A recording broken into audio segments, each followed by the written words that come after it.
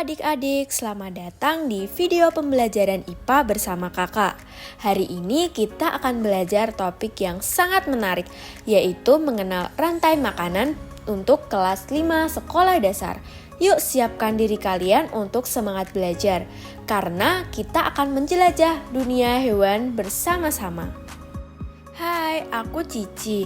Aku seekor tikus yang akan mengajak kalian untuk mengenal rantai makanan. Ayo ikuti aku. Tahukah adik-adik, makhluk hidup seperti hewan, tumbuhan, dan manusia butuh energi untuk hidup. Energi itu didapat dari makanan. Karena itu, di alam terjadi peristiwa makan dan dimakan antar makhluk hidup. Inilah yang disebut rantai makanan. Semua saling terhubung agar hidup tetap berjalan seimbang. Jadi, apa itu rantai makanan? Rantai makanan adalah proses perpindahan energi dan nutrisi dari satu makhluk hidup ke makhluk hidup lainnya melalui peristiwa makan dan dimakan. Dalam rangkai makanan, setiap makhluk hidup memiliki peran sebagai produsen, konsumen tingkat 1, 2, 3, dan seterusnya atau pengurai. Tahukah adik-adik, di alam semua makhluk hidup saling bergantung satu sama lain untuk mendapatkan energi. Salah satunya bisa kita lihat dari rantai makanan yang dimulai dari tumbuhan. Rumput sebagai tumbuhan hijau dapat membuat makanannya sendiri dengan bantuan sinar matahari. Rumput ini kemudian dimakan oleh tikus, hewan kecil pemakan tumbuhan atau yang disebut herbivora. Setelah itu, tikus dimakan oleh ular yang merupakan hewan karnivora atau pemakan daging. Lalu yang terakhir, ular menjadi mangsa bagi elang, burung pemangsa yang berada di puncak rantai makanan.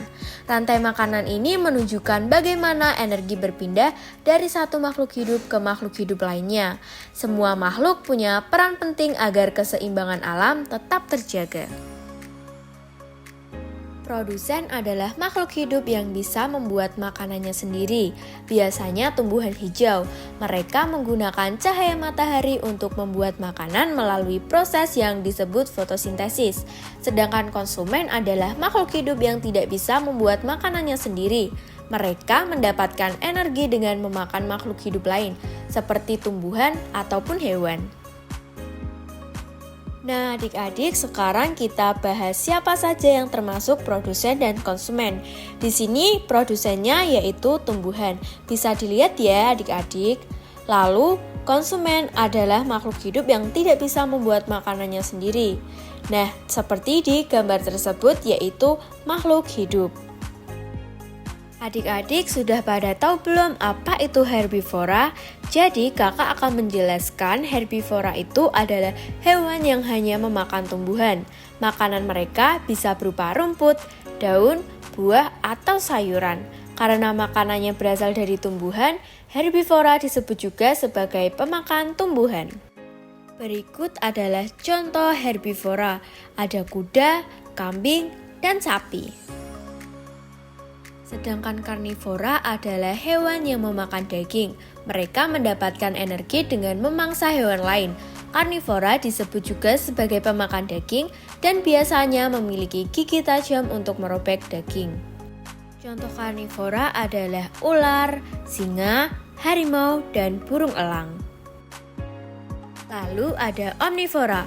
Omnivora adalah makhluk hidup yang memakan tumbuhan dan juga daging. Mereka bisa makan daun, buah, atau rumput. Omnivora disebut juga sebagai pemakan segala.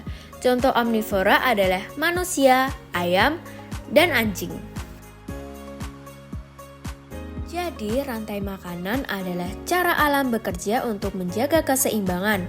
Tumbuhan, hewan, dan manusia semua saling terhubung. Kalau salah satu hilang, bisa kacau loh.